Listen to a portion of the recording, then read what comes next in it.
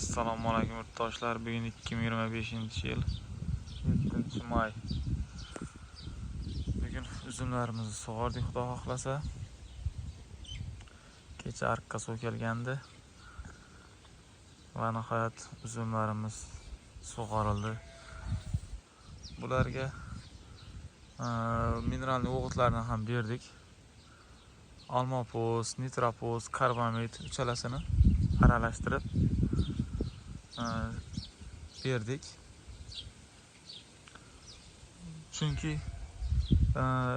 uchalasinin ham o'zining foydali tomoni bor. O'ziga keragini olaveradi. Qaysidir uzumga almopoz, qaysidir uzumgadir karbamid, qaysidir uzumga nitropoz.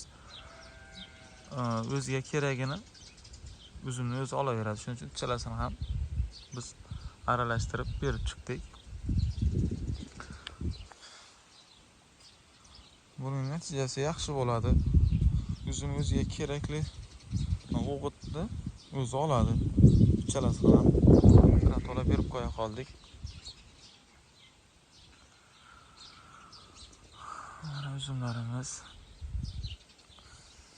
Xudo xohlasa endi shu suvdan keyin ancha o'sib qoladi endi novdalari.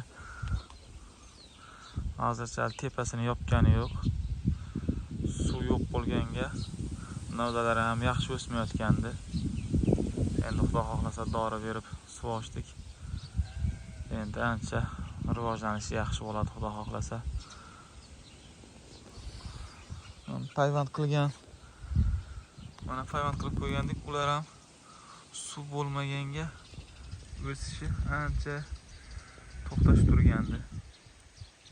Endi Xudo xohlasa suvdan keyin yaxshi rivojlanib qoladi.